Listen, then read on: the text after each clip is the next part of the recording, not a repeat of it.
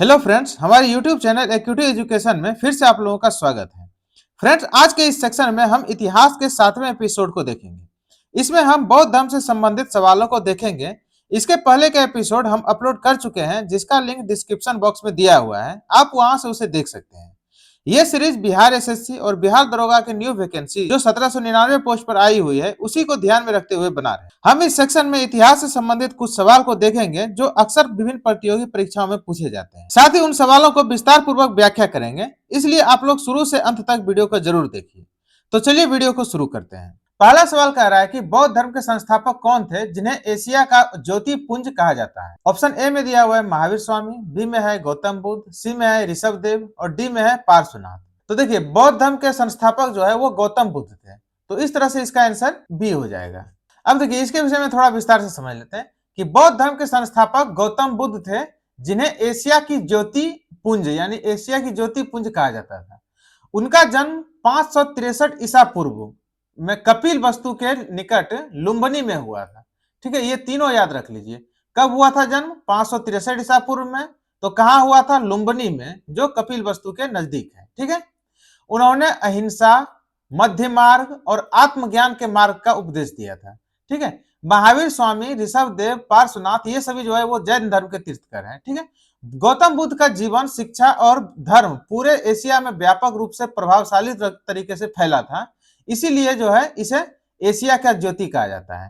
ठीक है, उन्होंने जनसाधारण के लिए सरल भाषा पाली में अपना उपदेश दिया। इस चीज को याद कर लीजिए कि गौतम बुद्ध ने अपना उपदेश जो है वो पाली भाषा में दिया था। नेक्स्ट क्वेश्चन में कह रहा है कि गौतम बुद्ध का जन्म स्थल कहाँ था। ऑप्शन ए में है वैशाली, बी में है लुम्बिनी, सी में दिया हुआ है बोध गया और डी में है सारनाथ। तो देखिए, अभी पहले के क्वेश्चन में देखे थे कि गौतम बुद्ध का जन्म कहाँ हुआ था, तो गौतम बुद्ध का जन्म कपिल वस्तु के निकट लुम्बिनी में हुआ था। तो इस तरह से इसका आंसर बी हो जाएगा।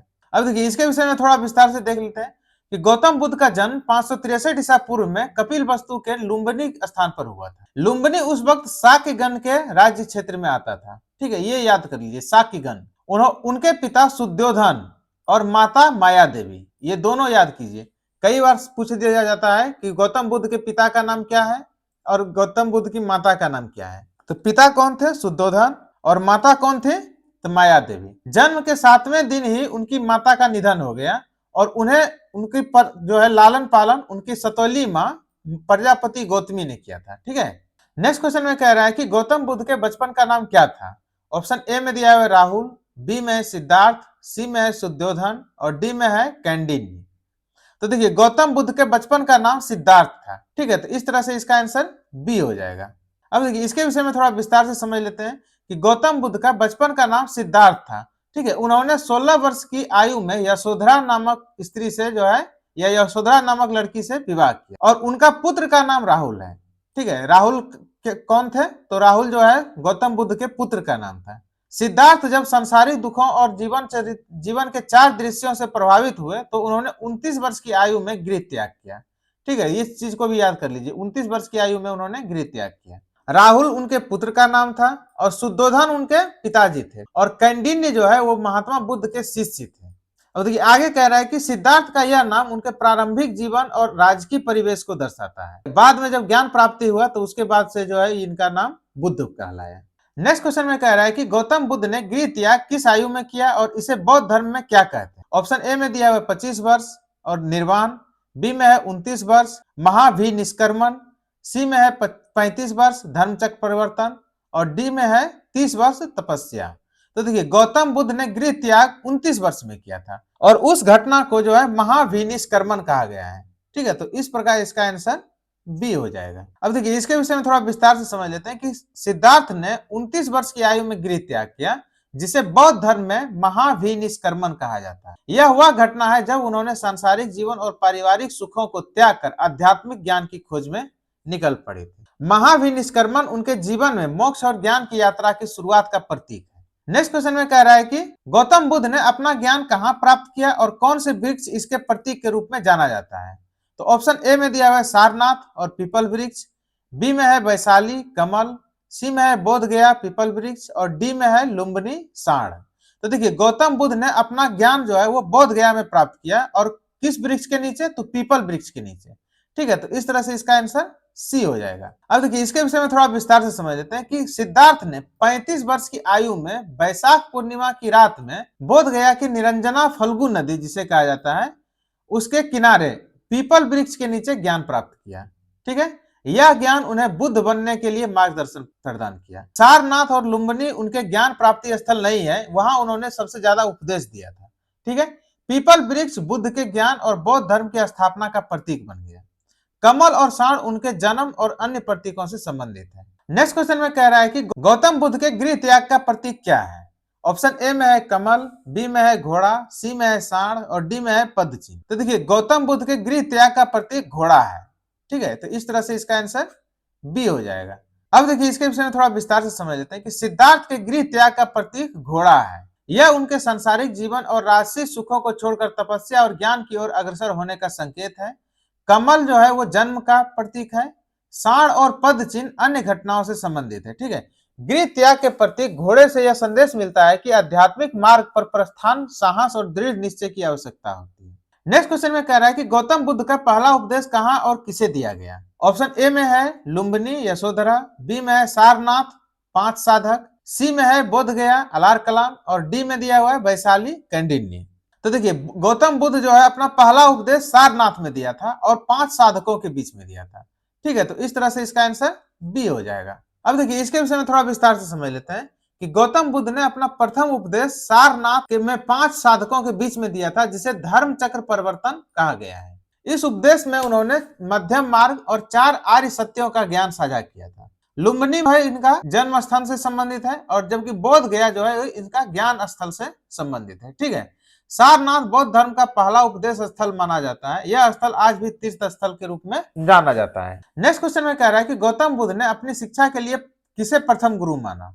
ऑप्शन ए में है रुद्र करात पुत्र, बी में है कैंडिन्य, सी में है अलार कलाम और डी में है वप्पा। तो देखिए गौतम बुद्ध ने अपनी शिक्षा के लिए पहला गुरु जो है वो अलार कलाम को माना था। ठीक है, तो इस तरह से इसका आंसर सी हो जाएगा। अब देखिए इसके विषय में थोड़ा विस्तार से समझ लेते हैं कि सिद्धार्थ ने गृह त्याग के बाद वैशाली के अलार कलाम से सांख्य दर्शन की शिक्षा ली थी। ठीक है, ये याद कर लीजिए, ये बहुत इंपॉर्टेंट है। अलार कलाम से किस चीज की शिक्षा ली थी? सांख्य दर्शन की। ठीक है, अलार कलाम उनके प्रथम गुरु थे। बाद में उन्होंने राजगीर के रुद्र करामत पुत्र से भी शिक्षा ग्रहण की थी। ठीक है, अन्य विकल्प जैसे कंडिन्य ये इनके शिष्य थे, वप्पा भी इनके शिष्य थे। ठीक है, अलार कलाम ने सिद्धार्थ को ध्यान और योग के प्रारंभिक सिद्धांत सिखाए जो बुद्ध बनने की प्रक्रिया में महत्वपूर्ण भूमिका निभाते हैं। नेक्स्ट क्वेश्चन में कह रहा है कि गौतम बुद्ध ने उपदेश किस भाषा में दिया था? ऑप्शन ए में है संस्कृत, बी में है प्राकृत, सी में है पाली और डी में है मगधी। तो देखिए अभी आपको बताए थे कि गौतम बुद्ध ने अपना उपदेश जो है वो पाली भाषा में दिया था। ठीक है, तो इस तरह से इसका आंसर सी हो जाएगा। अब देखिए इसके विषय में थोड़ा विस्तार से समझ लेते हैं कि गौतम बुद्ध ने अपने उपदेश जनसाधारण की भाषा पाली में दिया था। ठीक है, यह भाषा सामान्य जनता के लिए सरल और समझने योग्य थी। पाली भाषा का उपयोग बुद्ध ने अपने धर्म का संदेश फैलाने के लिए किया। पाली में दिए गए उपदेश बौद्ध ग्रंथों में संकलित है और आज भी बौद्ध अनुयायियों द्वारा अध्ययन किए जाते हैं। नेक्स्ट क्वेश्चन में कह रहा है कि बुद्ध के निर्वाण का प्रतीक बौद्ध धर्म में क्या है? ऑप्शन ए में है पद चिन्ह, बी में है स्तूप, सी में है पीपल वृक्ष और डी में है कमल। तो देखिए बुद्ध के निर्वाण का प्रतीक चिन्ह जो है वो पद चिन्ह है, तो इस प्रकार इसका आंसर ए हो जाएगा। अब देखिए इसके विषय में थोड़ा विस्तार से समझ लेते हैं कि बुद्ध के निर्वाण का प्रतीक पद चिन्ह है। यह प्रतीक उनके मोक्ष, कर्मों से मुक्ति और अंतिम आत्मज्ञान का प्रतिनिधित्व करता है। स्तूप जो है उनकी मृत्यु या स्मारक निर्माण से संबंधित है, जबकि पीपल का वृक्ष जो है वो ज्ञान प्राप्ति से संबंधित है और कमल जो है उनका जन्म का प्रतीक है। पद चिन्ह जो है वो बौद्ध धर्म में श्रद्धालुओं के लिए बहुत ही महत्वपूर्ण स्मृति चिन्ह माना जाता है। ठीक है, यह ध्यान, तपस्या और मोक्ष की याद दिलाता है। नेक्स्ट क्वेश्चन में कह रहा है कि गौतम बुद्ध ने अपने अधिकांश उपदेश कहाँ दिए? ऑप्शन ए में है कौशल, देश की राजधानी श्रावस्ती, बी में है लुम्बिनी और कपिलवस्तु, सी में है मथुरा और वैशाली, डी में है कुशीनारा और कौशाम्बी। तो देखिए इसका आंसर हो जाएगा ए कि गौतम बुद्ध ने अपना अधिकांश उपदेश जो है कौशल की राजधानी श्रावस्ती में दिया था। ठीक है, तो इस तरह से इसका आंसर ए हो जाएगा। अब देखिए इसके विषय में थोड़ा विस्तार से समझ लेते हैं कि गौतम बुद्ध ने अपने अधिकांश उपदेश कौशल की राजधानी श्रावस्ती में दिए। श्रावस्ती उस समय बौद्ध धर्म प्रचार का मुख्य केंद्र था। ठीक है, लुम्बिनी और कपिलवस्तु उनके जन्म स्थल है और मथुरा और वैशाली अन्य प्रमुख स्थलों के रूप में है। कुशीनारा में गौतम बुद्ध का निर्वाण स्थल है। ठीक है, यानी यहाँ इनका जो है मृत्यु हुआ था, जिसको कि महापरिनिर्वाण कहते हैं। बुद्ध ने श्रावस्ती में अस्थायी रूप से उपदेश दिए और यहाँ धर्म, जीवन मूल्य और मोक्ष मार्ग का विस्तार किया। नेक्स्ट क्वेश्चन में कह रहा है कि बुद्ध के प्रमुख शासक अनुयायी कौन थे? ऑप्शन ए में है अशोक, विक्रमादित्य और बिंबिसार, बी में है बिंबिसार, प्रसेनजीत और उदयन, सी में है चंद्रगुप्त, खारवेल और उदयन, और डी में है विक्रमादित्य, प्रसेनजीत और चंद्रगुप्त। प्रमुख शासक जो है वो बिंबिसार थे, प्रसेनजीत और उदयन। तो इस तरह से इसका आंसर बी हो जाएगा। अब देखिए यहाँ एक चीज है कि अशोक तो थे लेकिन जो है विक्रमादित्य नहीं थे, तो इसलिए ऑप्शन ए नहीं होगा। उसी प्रकार यहाँ तो सी में चंद्रगुप्त नहीं थे, ठीक है। डी में भी जो है प्रसेनजीत थे लेकिन चंद्रगुप्त और विक्रमादित्य नहीं थे, तो इसलिए इसका सही आंसर जो है वो बी होगा। अब देखिए इसके बारे में थोड़ा विस्तार से समझ लेते हैं कि बुद्ध के समय प्रमुख शासक अनुयायी जो है वो बिंबिसार थे, प्रसेनजीत थे और उदयन थे। उन्होंने जो है बुद्ध धर्म के प्रचार और भिक्षुक संघ के संरक्षण में महत्वपूर्ण भूमिका निभाई थी। इन शासकों के समर्थन से जो है बौद्ध धर्म का विस्तार हुआ और उस बौद्ध धर्म को जो है अस्थायित्व प्राप्त हुआ। नेक्स्ट क्वेश्चन में कह रहा है कि बुद्ध की मृत्यु कब और कहां हुई? तो ऑप्शन ए में दिया है 540 ईसा पूर्व लुम्बिनी में, बी में दिया हुआ 483 ईसा पूर्व कुशीनारा में, सी में दिया हुआ 468 ईसा पूर्व पावापुरी में, और डी में है 563 ईसा पूर्व वैशाली में। तो देखिए बुद्ध की मृत्यु जो है वो 483 ईसा पूर्व में हुआ था, और कहाँ हुआ था? कुशीनारा में, जिसको कुशीनगर भी कहते हैं, ठीक है। तो इस प्रकार इसका सही आंसर बी हो जाएगा। अब देखिए इसके विषय में थोड़ा विस्तार से समझ लेते हैं। गौतम बुद्ध की मृत्यु 80 वर्ष की आयु में 483 ईसा पूर्व कुशीनारा में हुआ था, और कुशीनारा कहाँ है? तो देवरिया जो उत्तर प्रदेश में है, ठीक है। मृत्यु के समय में उन्हें चुंद द्वारा भोजन कराया गया। ये देखिए ये चीज कई बार पूछ लेता है, चुंद द्वारा भोजन कराया गया, और इसे बौद्ध धर्म में महापरिनिर्वाण कहा जाता है।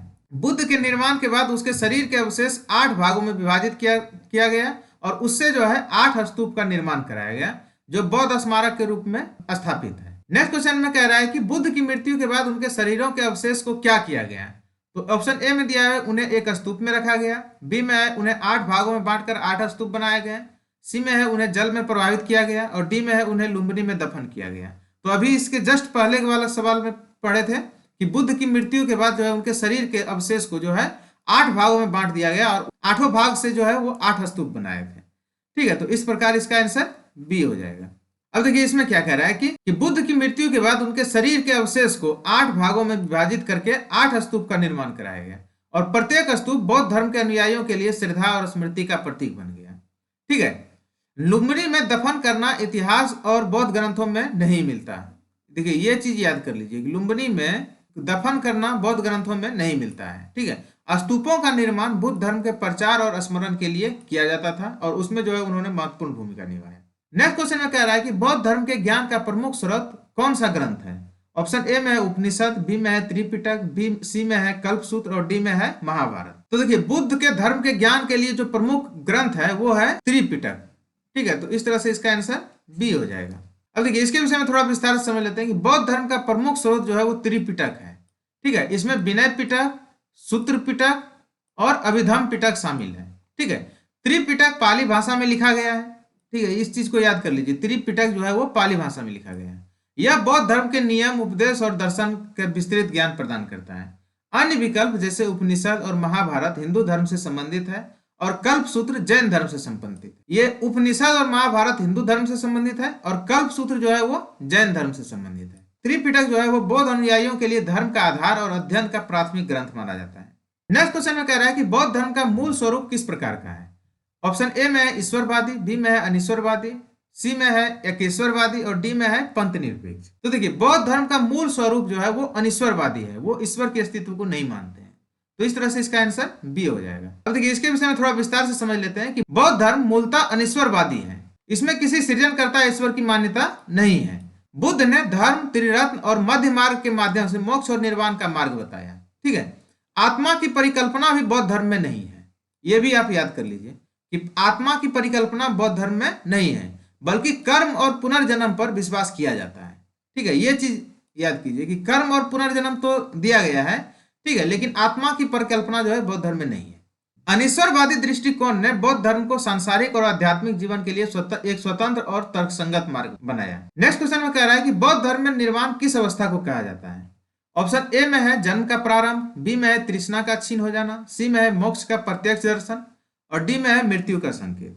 बौद्ध धर्म में निर्वाण उस अवस्था को कहा जाता है जिसमें कि तृष्णा का क्षीण हो जाना होता है, ठीक है।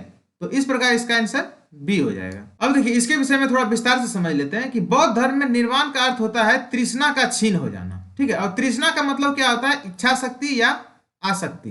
ठीक है, इच्छा शक्ति का जो है समाप्त हो जाना, यही जो है निर्वाण की अवस्था है। ठीक है, यह अवस्था आत्मा की शुद्धि और दुखों से मुक्ति का प्रतीक माना जाता है। मृत्यु के समय बुद्ध ने इस अवस्था को प्राप्त कर लिया था। निर्वाण बौद्ध धर्म के जीवन दर्शन का प्रमुख लक्ष्य है, जो तप, ध्यान और धर्म पालन से प्राप्त किया जाता है। ठीक है, इसमें जो है किसी प्रकार का ईश्वर की परिकल्पना नहीं की गई है।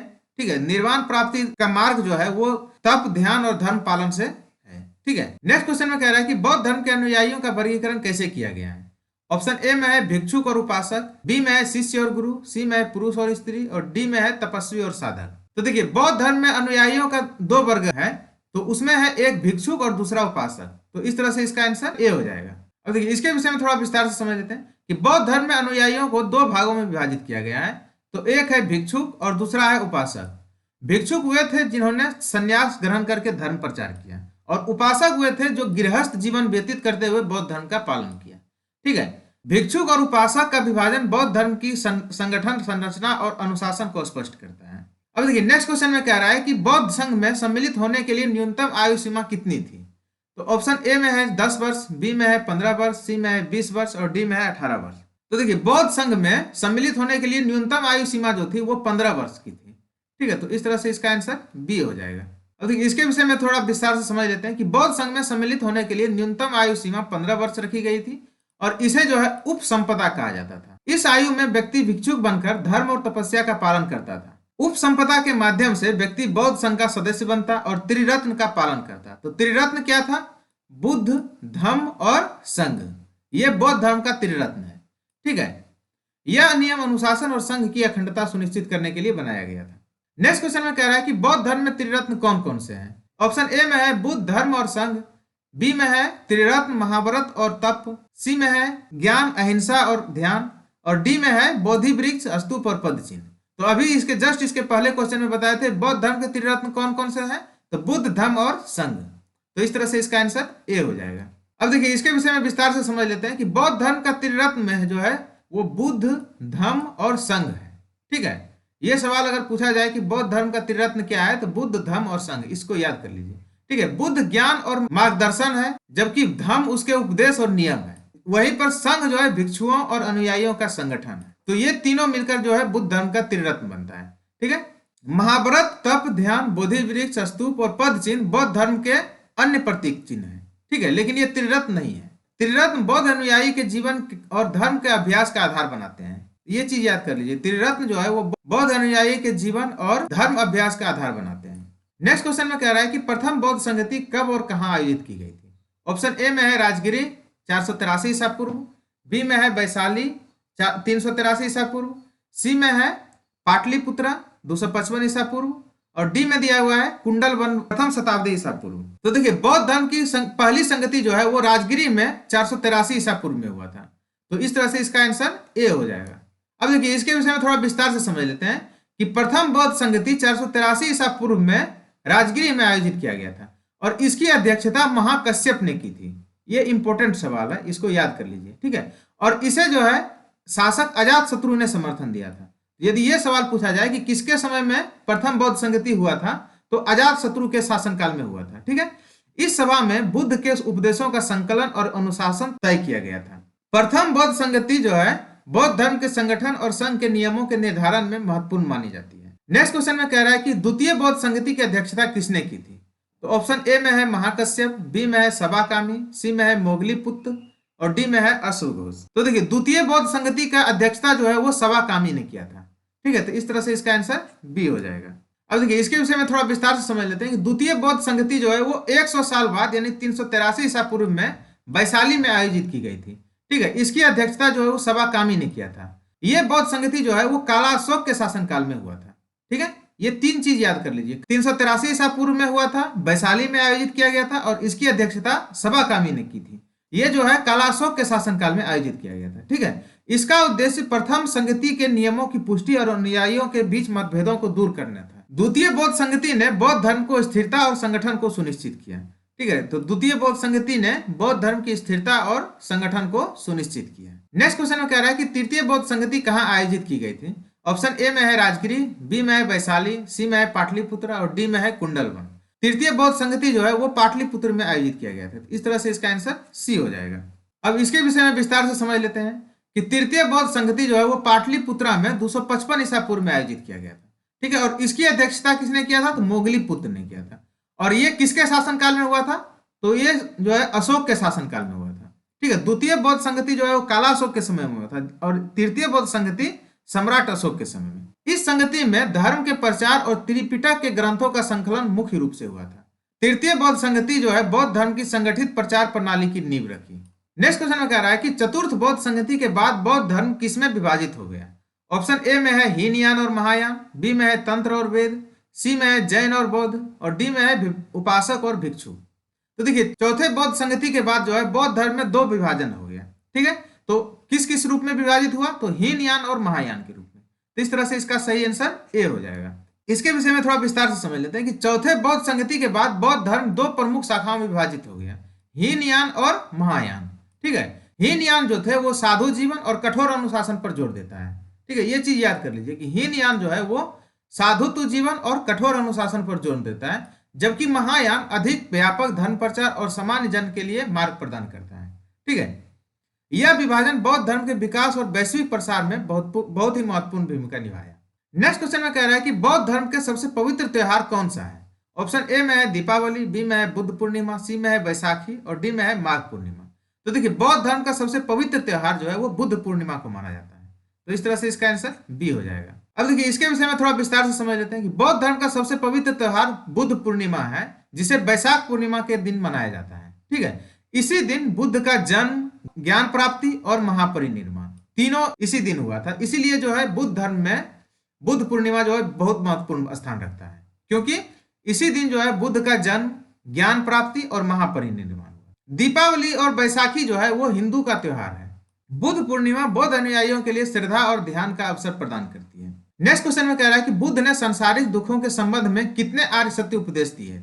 ऑप्शन ए में है 3, बी में है 4, सी में है 5 और डी में है 8। तो देखिए, बुद्ध ने सांसारिक दुखों के संदर्भ में 4 आर्य सत्य के बारे में बताया था। ठीक है, तो इस तरह से इसका आंसर बी हो जाएगा। अब इसके बारे में थोड़ा विस्तार से समझ लेते हैं। गौतम बुद्ध ने सांसारिक दुखों के संबंध में 4 आर्य सत्य का उपदेश दिया था।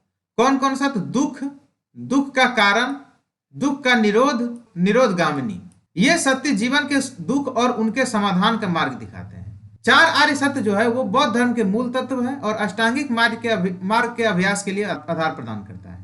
नेक्स्ट क्वेश्चन में कह रहा है कि अष्टांगिक मार्ग में सम्यक अभ्यास के कुल कितने अंग हैं। ऑप्शन ए में है 5, बी में है 8, सी में है 10 और डी में है 12। तो देखिए, अष्टांगिक मार्ग में सम्यक अभ्यास के लिए कुल 8 अंग हैं। ठीक है, तो इस तरह से इसका आंसर बी हो जाएगा। अब देखिए, इसके विषय में थोड़ा विस्तार से समझ लेते हैं कि अष्टांगिक मार्ग के 8 अंग हैं। ठीक है, अब कौन कौन से 8 अंग हैं, सम्यक दृष्टि, सम्यक संकल्प, सम्यक वाणी, सम्यक कर्मांत, सम्यक आजीव, सम्यक अभ्यास, सम्यक स्मृति और सम्यक समाधि। ठीक है, इसका पालन करके मनुष्य अपनी तृष्णा और इच्छाओं से मुक्त होकर निर्वाण प्राप्त कर सकता है।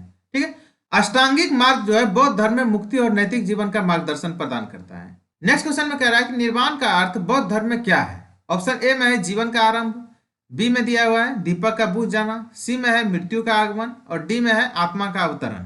तो देखिए, निर्वाण का अर्थ जो है बौद्ध धर्म में उसका मतलब होता है कि दीपक का बुझ जाना। तो इस तरह से इसका आंसर बी हो जाएगा। अब देखिए, इसके विषय में विस्तार से समझ लेते हैं कि निर्वाण का अर्थ होता है दीपक का बुझ जाना, अर्थात जीवन मरण के चक्र से मुक्ति। बुद्ध ने अष्टांगिक मार्ग और 10 शीलों का पालन करके इस अवस्था को प्राप्त किया। निर्वाण जो है बौद्ध धर्म का परम लक्ष्य होता है। ठीक है, जो तृष्णा और मोह का नाश करके आत्मिक शांति प्रदान करता है। नेक्स्ट क्वेश्चन में कह रहा है कि गृहस्थों के लिए बुद्ध द्वारा सुझाए गए कितने शील मान्य है। ऑप्शन ए में है 5, बी में है 10, सी में है 8 और डी में है 3। तो देखिए, गृहस्थों के लिए जो बुद्ध द्वारा दिए गए शील थे उसकी संख्या 5 है।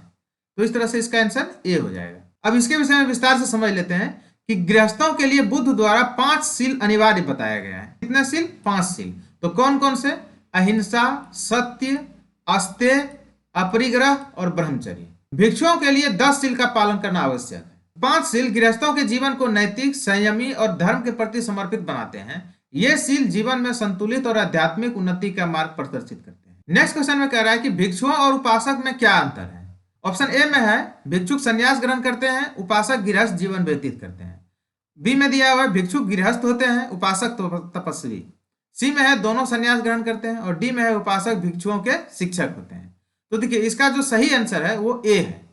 ठीक है, भिक्षुक जो है वो संन्यास ग्रहण करते हैं और उपासक जो है वो गृहस्थ जीवन व्यतीत करते हैं। इसके विषय में विस्तार से समझ लेते हैं कि भिक्षुक वे लोग होते हैं जो संन्यास ग्रहण करके धर्म प्रचार करता है। ठीक है, जबकि उपासक वे होते हैं जो गृहस्थ होते हैं और घर में रहते हुए धर्म का पालन करते हैं। यह विभाजन बौद्ध धर्म में अनुशासन और संघ की संरचना को स्पष्ट करता है।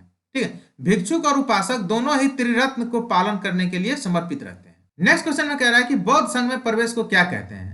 ऑप्शन ए में है उपसंपदा, बी में है निर्वाण, सी में है त्रिरत्न और डी में है सील। तो देखिए बौद्ध संघ में प्रवेश को उपसंपदा कहा जाता है। ठीक है, तो इस तरह से इसका आंसर ए हो जाएगा। इसके विषय में थोड़ा विस्तार से बता देते हैं कि बौद्ध संघ में प्रवेश को उपसंपदा कहा जाता है। ठीक है, इस चीज को याद कर लीजिए। इसके लिए न्यूनतम आयु 15 वर्ष थी। उपसंपदा प्राप्त करके व्यक्ति भिक्षुक बनता था और संघ में सम्मिलित होकर बुद्ध धर्म और संघ के पालन के लिए उत्तरदायी होता है। ठीक है, उपसंपदा संघ की संगठनात्मक अखंडता और धर्म संरक्षण के लिए आवश्यक है। नेक्स्ट क्वेश्चन में कह रहा है कि बुद्ध ने किस मार्ग का उपदेश देकर जीवन में संतुलन और मोक्ष का मार्ग दिखाया है। ऑप्शन ए में है अष्टांगिक मार्ग, बी में है मध्यम मार्ग, सी में है योग मार्ग और डी में है तप मार्ग। बुद्ध जो है वो मध्यम मार्ग का उपदेश देकर जीवन में संतुलन और मोक्ष का मार्ग दिखाया। तो इस तरह से इसका आंसर बी हो जाएगा। अब इसके विषय में थोड़ा विस्तार से समझ लेते हैं कि बुद्ध ने मध्यम मार्ग यानी मध्यमा प्रतिपद का उपदेश दिया, जो जीवन में अत्यधिक सुख और दुख दोनों से परहेज करते हुए संतुलन स्थापित करने का मार्ग है। अष्टांगिक मार्ग जो है वो इसी मध्यम मार्गों का अंग के रूप में है। ठीक है, मध्यम मार्ग जीवन को नैतिक, संयमी और आध्यात्मिक दृष्टि से उन्नत बनाने का मूल मंत्र माना जाता है। नेक्स्ट क्वेश्चन में कह रहा है कि बौद्ध धर्म में अहिंसा और सत्य के अतिरिक्त गृहस्थों के लिए कौन कौन से शील अनिवार्य है। ऑप्शन ए में है अस्तेय और अपरिग्रह, बी में है ब्रह्मचर्य और समाधि, सी में दिया है मद्य सेवन और नृत्य और डी में है समाधि और तप। बौद्ध धर्म में अहिंसा और सत्य के अतिरिक्त गृहस्थों के लिए अस्तेय और अपरिग्रह जो है वो अनिवार्य है। तो इस तरह से इसका आंसर ए हो जाएगा। अब देखिए इसके विषय में विस्तार से समझ लेते हैं कि गृहस्थों के लिए जो 5 शील बताया गया था उसमें अहिंसा है, सत्य है, अस्तेय है, अपरिग्रह है और ब्रह्मचर्य है। ये 5 शील जो है वो अनिवार्य है किसके लिए, गृहस्थों के लिए। ठीक है, यह नियम जीवन को नैतिक और संयमी बनाता है। ठीक है, अस्तेय और अपरिग्रह जो है गृहस्थ जीवन में नैतिकता और संतुलन सुनिश्चित करता है। नेक्स्ट क्वेश्चन में कह रहा है कि बौद्ध धर्म में अनिश्वरवाद किस धर्म से समान है। ऑप्शन ए में है जैन धर्म, बी में है हिंदू धर्म, सी में है इस्लाम और डी में है सिख धर्म। तो देखिए बौद्ध धर्म में जो अनिश्वरवाद है वो जैन धर्म से मिलता है। ठीक है, तो इस तरह से इसका आंसर ए हो जाएगा। अब देखिए इसके विषय में विस्तार से समझ लेते हैं कि बौद्ध धर्म में अनिश्वरवाद जो है वो जैन धर्म के समान है। ठीक है, जिसमें जो है सृजनकर्ता ईश्वर की मान्यता नहीं है। दोनों धर्म में कर्म, पुनर्जन्म और आत्मा की अवधारणाएं प्रमुख है। ठीक है, हिंदू धर्म, इस्लाम और सिख में ईश्वर और या ईश्वर की आत्मा की मान्यता है। अनिश्वरवाद जो है बौद्ध और जैन धर्म को जीवन, नैतिकता और तपस्या पर केंद्रित बनाता है। नेक्स्ट क्वेश्चन में कह रहा है कि बुद्ध पूर्णिमा का महत्व किस कारण है। ऑप्शन ए में है बुद्ध का जन्म, बी में है बुद्ध का ज्ञान प्राप्ति, सी में है बुद्ध का महापरिनिर्वाण और डी में है उपयुक्त सभी। तो देखिए इसके पहले के क्वेश्चन में भी हम बता चुके थे कि बुद्ध पूर्णिमा इसलिए इंपॉर्टेंट है क्योंकि उसी दिन जो है बुद्ध का जन्म भी हुआ था, ज्ञान की प्राप्ति भी हुई थी और बुद्ध का महापरिनिर्वाण भी उसी दिन हुआ था। इस तरह से इसका आंसर डी हो जाएगा क्योंकि ये जो है तीनों सही है। ठीक है, अब इसके विषय में बता देते हैं और कि बुद्ध पूर्णिमा वैशाख पूर्णिमा को मनाया जाता है। ये पहले भी आपको बता चुके थे। इसी दिन जो है बुद्ध का जन्म, ज्ञान प्राप्ति और महापरिनिर्वाण तीनों हुआ था। ठीक है, इसलिए यह बौद्ध धर्म में अत्यंत पवित्र और श्रद्धेय माना जाता है। यह अवसर अनुयायियों के लिए ध्यान, धर्म पालन और बौद्ध धर्म का स्मरण करने का अवसर प्रदान करता है। नेक्स्ट क्वेश्चन में कह रहा है कि जातक कथाओं के अनुसार बोधिसत्व किस रूप में अवतार ले सकता है। ऑप्शन ए में केवल मानव के रूप में, बी में केवल पशु के रूप में, सी में दिया हुआ है मानव और पशु दोनों के रूप में और डी में है केवल देवता के रूप में। तो देखिए जातक कथाओं के अनुसार जो है बोधिसत्व जो है वो मानव और पशु दोनों के रूप में अवतार ले सकता है, ऐसा बताया गया है। तो इस तरह से इसका आंसर सी हो जाएगा। अब देखिए इसके विषय में थोड़ा विस्तार से समझ लेते हैं कि जातक कथाएं जो है वो बोधिसत्व के पुनर्जन्म और दीर्घ श्रृंखला का वर्णन करती है, जिसमें जो है बोधिसत्व जो है मानव रूप के साथ साथ पशु रूप में अवतरित हो सकता है, ऐसा उसमें कहा गया है। ठीक है, इसका उद्देश्य यह दिखाना होता है कि बुद्धत्व की प्राप्ति केवल मानव जीवन ही नहीं बल्कि सभी जीवों में धर्म पालन या पुण्य कर्म महत्वपूर्ण है। नेक्स्ट क्वेश्चन में कह रहा है कि बोधिसत्व के रूप में बुद्ध का अंतिम जन्म कौन सा है।